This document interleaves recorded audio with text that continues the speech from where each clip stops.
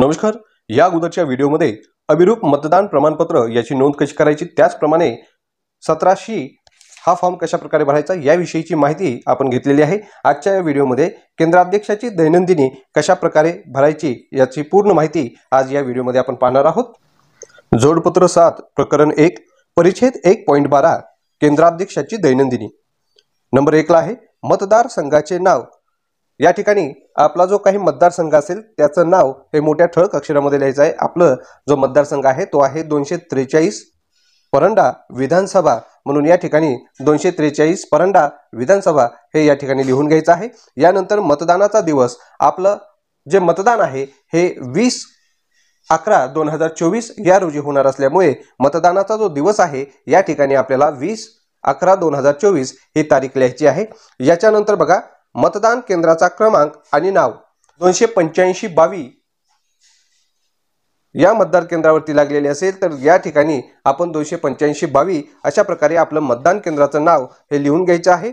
त्यानंतर यापैकी कोणत्या ठिकाणी मतदान केंद्र आहे, त्यामध्ये 1 आहे सरकारी किंवा निमसरकारी इमारत, 2 आहे खाजगी इमारत, 3 आहे तात्पुरता मंडप।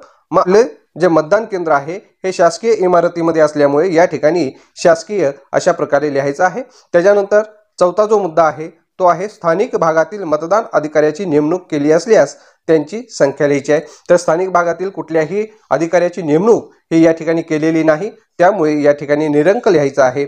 त्याच्यानंतर 5वा मुद्दा आहे यथोचितरित्या नेमलेल्या मतदान अधिकाऱ्याच्या गैरहजेरीत एखादा मतदार अधिकाऱ्याची नेमणूक केली असल्यास ती नेमणूक व अशा नेमणुकीची कारणे, या ठिकाणी कुठल्याही मतदान अधिकाऱ्याची नेमणूक ही केलेली नाही, त्यामुळे या ठिकाणी सुद्धा निरंक अशा प्रकारे लिहायचं आहे। त्याच्यानंतर 6वा जो मुद्दा आहे, 6व्या मुद्द्यामध्ये मतदान यंत्र म्हणून काय काय वापरतो, तर मतदान यंत्र म्हणून कंट्रोल युनिट असेल म्हणजे CU, त्याच्यानंतर BU म्हणजे बॅलेट युनिट आणि VVPAT यांचा वापर करत असतो। तर या सर्वांचा तपशील हा आपल्याला या ठिकाणी द्यायचा आहे। तर या ठिकाणी बघा 1 वापरलेल्या नियंत्रण युनिटांची संख्या, या ठिकाणी 1 अशी संख्या लिहायची आहे।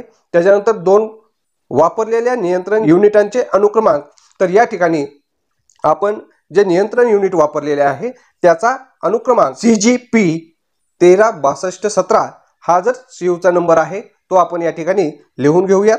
त्यानंतर बघा वापरलेल्या मतदान युनिटांची संख्या, मतदान युनिट म्हणजेच बॅलेट युनिट, या ठिकाणी आपण 2 बॅलेट युनिट वापरणार आहोत, म्हणून या ठिकाणी 2 अशा प्रकारे लिहायचं आहे। आणि त्याच्यानंतर वापरलेल्या मतदान युनिटांचा अनुक्रमांक, हा अनुक्रमांक या ठिकाणी आपल्याला लिहून घ्यायचा आहे। या ठिकाणी आपण पहिले जे बॅलेट युनिट वापरणार आहोत ते आहे BUCZ 243217 आणि दुसरं जे बॅलेट युनिट आहे त्याचा नंबर आहे BUK 381734। तर या ठिकाणी या दोन्ही युनिटचे अनुक्रमांक हे आपण लिहून घेतलेले आहेत।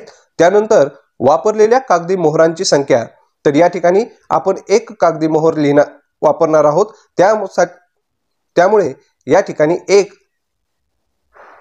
असं लिहायचं आहे। त्यानंतर वापरलेल्या कागदी मोहरांचा अनुक्रमांक, मग या ठिकाणी आपण जी कागदी मोहरा वापरलेली आहे तिचा अनुक्रमांक जो आहे तो आहे ZPB 1762, तो या ठिकाणी लिहून घ्यायचा आहे।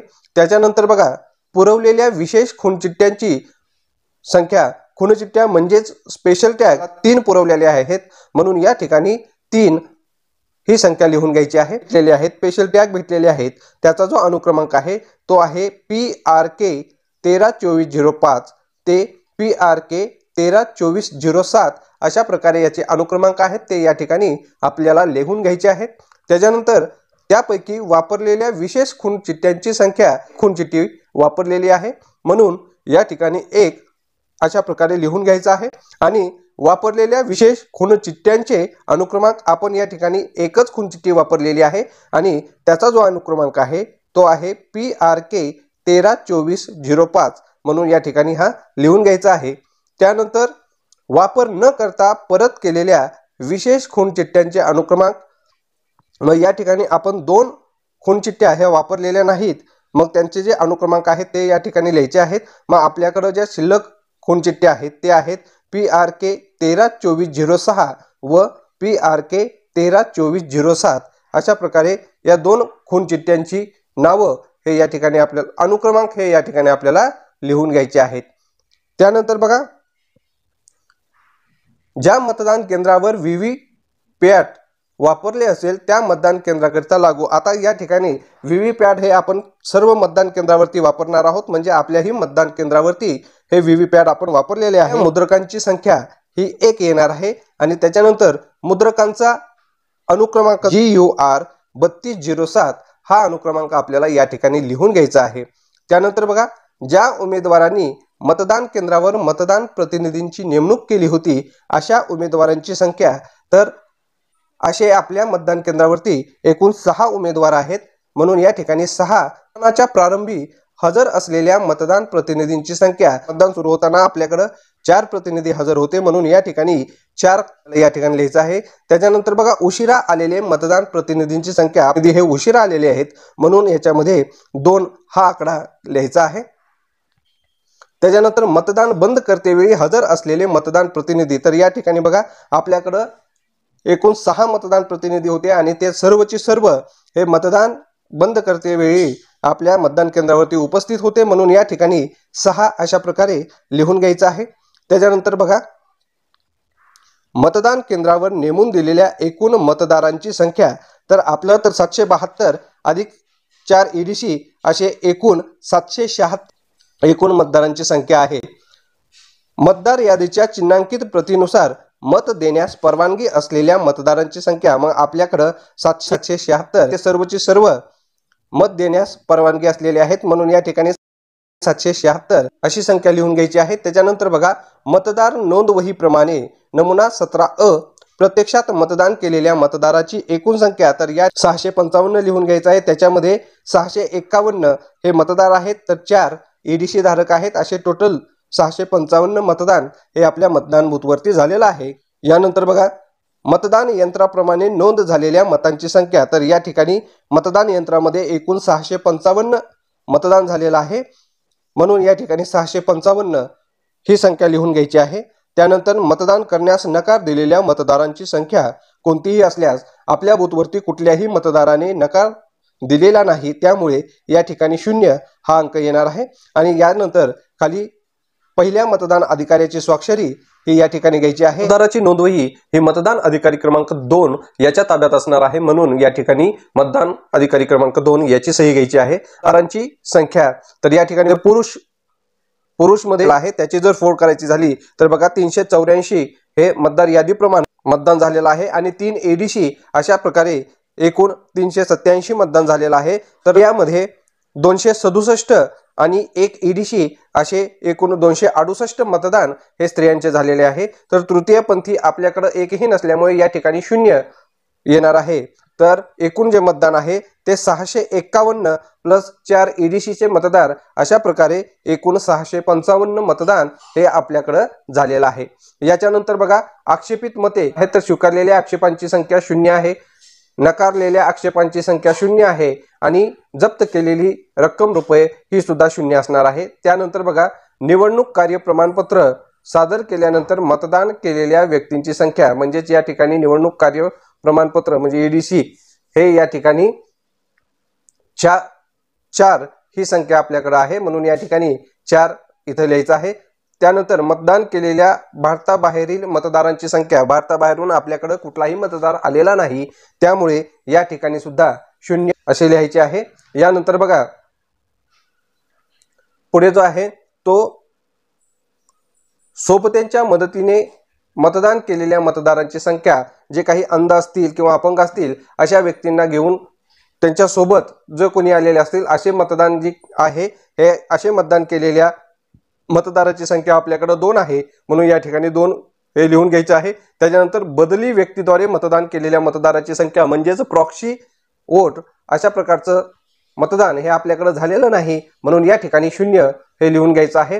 त्यानंतर बघा, 16वा मुद्दा जो आहे तो प्रदत्त मते जे आहेत ते या ठिकाणी झालेले नाहीत म्हणून या ठिकाणी सुद्धा 0 लिहून घ्यायचं आहे। त्याच्यानंतर मतदारांची संख्या, तर बघा, ज्यांच्याकडून वयासंबंधी प्रतिज्ञापत्र घेतलेले आहे असा एकही मतदार आपल्याकडे नाही त्यामुळे या ठिकाणी सुद्धा आपल्याला 0 असं लिहायचं आहे। ज्यांनी असे प्रतिज्ञापत्र देण्याचे नाकारले, आपण कुणालाही अशा प्रकारचे प्रतिज्ञापत्र मागितलेले नाही त्यामुळे या ठिकाणी 0 असे लिहायचे आहे। मतदान तहकूब करणे आवश्यक झाले काय, असे असल्यास अशा तहकुबीचे कारण आपल्याला तहकूब करण्याची काहीही गरज पडलेली नाही, म्हणून या ठिकाणी नाही अशा प्रकारे लिहायचे आहे। त्यानंतर दर 2 तासामध्ये झाले मतदानाची संख्या, तर या ठिकाणी बघा 7 ते 9 या वेळेमध्ये एकूण आपल्या बूथवरती जे मतदान झालेलं आहे ते 27 आहे, म्हणून या ठिकाणी आपण 27 लिहून घेतलेलं आहे। त्याच्यानंतर 9 ते 11 या वेळेमध्ये आपल्याकडं 95 मतदान झालेलं आहे, म्हणून या ठिकाणी या 2 तासाची आकडेवारी 95 असं आपल्याला लिहून घ्यायची आहे। त्याच्यानंतर 11 ते 1 या वेळेमध्ये एकूण 164 एवढं मतदान झालेलं आहे, म्हणून या ठिकाणी 164 अशा प्रकारे लिहून घेऊयात। त्यानंतर 1 ते 3 या 2 तासामध्ये 120 एवढं मतदान झालेलं आहे, म्हणून या ठिकाणी 120 अशा प्रकारे आपल्याला लिहायचं आहे। त्यानंतर 3 ते 5 या कालावधीमध्ये 141 मतदान झालेलं आहे, म्हणून या ठिकाणी 141 आणि 5 ते 6 या शेवटच्या 1 तासामध्ये 104 हे मतदान अधिक 4 EDCचे अशा प्रकारे 108 मतदान हे या ठिकाणी झालेलं आहे। असं एकूण 655 मतदान हे आपलं झालेलं आहे।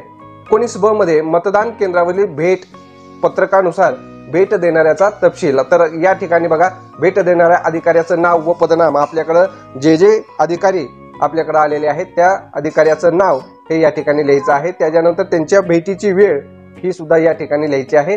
त्यानंतर मतदान प्रक्रियेचे संक्षिप्त वर्णन, मतदान हे अधिकाऱ्यांनी भेट दिली त्यावेळेला आपले मतदान हे कशा प्रकारे सुरू होते, शांततापूर्ण चालू होते, काय कोणती घटना घडलेली होती, अशा प्रकारची माहिती या ठिकाणी लिहायची आहे। आणि भेटीच्या वेळापर्यंत केलेल्या मतदानाची संख्या नमुना 17 नुसार व EVM नुसार म्हणजे लिहून घ्यायचं आहे। तर बघा 20 नंबरचा जो मुद्दा आहे, मतदान संपतेवेळी रांगेत उभे असलेल्या मतदारांना दिलेल्या चिठ्ठ्यांची संख्या, तर या ठिकाणी वेळ संपत आल्यानंतर आपल्याकडे रांगेमध्ये एकूण 10 मतदार उभे होते, हा अंक आपण लिहून घेऊयात। अशा शेवटच्या मतदाराने त्याचे तिचे मत दिल्यानंतर अंतिमता मतदान ज्यावेळी बंद केले ती वेळ 6:15 आपण मतदान बंद केले आहे, म्हणून या ठिकाणी 6:15 लिहून घ्यायचे आहेत। त्यानंतर निवडणूक विषयक अपराधांची तपशीलवार नोंद, आपल्याकडे कुठल्याही प्रकारचं निवडणूक विषय अपराध घडलेला नाही, आपले सर्व मतदान शांततेमध्ये पार पडलेले आहे, म्हणून या ठिकाणी 0 लिहून घ्यायचं आहे। खालील प्रकारच्या प्रकरणाची संख्या, तर यामध्ये मतदान केंद्रावर 100 मीटरच्या परिसरात प्रचार करणे, या ठिकाणी कुणीही प्रचार केलेला नाही, म्हणून या ठिकाणी 0 लिहून घ्यायचं आहे। मतदारांबाबत तोतयगिरी या ठिकाणी झालेली नाही, त्यामुळे या ठिकाणी सुद्धा 0 लिहून घ्यायचं आहे। त्यानंतर मतदान केंद्रावरील सूचना, यादी किंवा इतर कागदपत्र लबाडीने खराब करणे, नष्ट करणे किंवा काढून टाकणे अशा प्रकारची कुठलीही घटना आपल्या मतदान केंद्रावरती घडलेली नाही, म्हणून या ठिकाणी सुद्धा 0 लिहून घ्यायचं आहे। त्यानंतर बघा मतदारांना लाच देणे, या ठिकाणी सुद्धा अशी घटना घडलेली नाही, म्हणून या ठिकाणी 0 लिहून घ्यायचं आहे।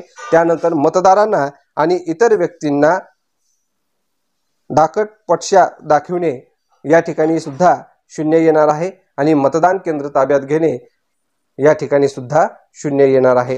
त्यानंतर बघा मित्रांनो, पुढील गोष्टीमुळे मतदानात खंड पडला होता काय किंवा अडथळा आला होता काय, तर गोष्टी आहेत दंगा आहे, उघड हिंसाचार आहे, नैसर्गिक आपत्ती आहे, मतदान केंद्र ताब्यात घेणे, मतदान यंत्रातील बिघाड किंवा इतर कोणतेही कारण, अशा कुठल्याही प्रकारचे कारण हे या ठिकाणी घडलेले नाही, आणि म्हणून या ठिकाणी सर्व गोष्टी या निरंक येणार आहेत। त्यानंतर मतदान केंद्रावर वापरण्यात आलेल्या कोणत्याही मतदान यंत्राद्वारे झालेल्या मतदानास पुढील गोष्टीमुळे बाधा आली किंवा काय याबद्दलचा तपशील द्यायचा आहे।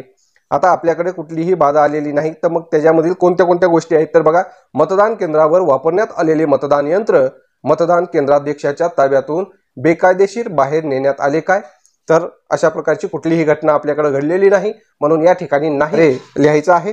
त्यानंतर अकस्मात नष्ट झाले वा गहाळ झाले किंवा हेतुपूर्वक नष्ट करण्यात किंवा गहाळ करण्यात आले काय, तर या ठिकाणी सुद्धा नाही असं लिहायचं आहे। त्यानंतर खराब करण्यात आले किंवा त्यात अनधिकृतपणे फिरवाफिरव करण्यात आली काय, अशा प्रकारची कुठलीही घटना आपल्याकडे घडलेली नाही, त्यामुळे या सर्व गोष्टी नाही अशा प्रकारेच येणार आहेत। त्यानंतर उमेदवारांनी प्रतिनिधींनी केलेल्या गंभीर स्वरूपाच्या तक्रारी आहेत का, तर अशा प्रकारची कुठलीही तक्रार आपल्याकडे नसल्यामुळे या ठिकाणी आपण निरंक असं लिहिणार आहोत। यानंतर कायदा व सुव्यवस्था याचा भंग झालेल्या प्रकरणाची संख्या, ही आपल्याकडे 0 असणार आहे, म्हणून या ठिकाणी 0 लिहून घेऊया। मतदान केंद्रावर झालेल्या चुका व नियमबाह्य गोष्टी असल्यास त्याबद्दलचा अहवाल। अशा प्रकारच्या कुठल्याही चुका किंवा नियमबाह्य गोष्टी या मतदान केंद्रावरती घडलेल्या नाहीत, म्हणून या ठिकाणी निरंक अशा प्रकारे लिहायचं आहे। मतदानाच्या सुरुवातीपूर्वी आणि जरूर तर मतदान चालू असताना नवीन मतदान यंत्र वापरले असेल तेव्हा आणि मतदान संपल्यानंतर आवश्यक त्याप्रमाणे प्रतिज्ञापत्र केले आहे काय? आपल्याला मतदान यंत्र बदलण्याची आवश्यकता भासली नाही, त्यामुळे या ठिकाणी नाही असं लिहायचं आहे। किंवा जर तुम्हाला मतदान सुरुवातीपूर्वी किंवा जरूर तर मतदान चालू असताना नवीन यंत्र वापरले असेल तर तुम्ही होय म्हणून लिहू शकता, किंवा वापरले जर नसेल तर नाही म्हणूनही लिहू शकता। आम्ही आमच्या बूथवरती वापरले नाही म्हणून या ठिकाणी आम्ही नाही अशा प्रकारे लिहिणार आहोत। त्यानंतर या ठिकाणी ठिकाण लिहायचं आहे। त्यानंतर दिनांक हा या ठिकाणी 20/11/2024 येणार आहे आणि मतदान केंद्राध्यक्ष जो आहे त्याची सही होणार आहे। तर अशा प्रकारे आपल्याला आपली मतदान केंद्राध्यक्षाची दैनंदिनी ही पूर्ण करायची आहे।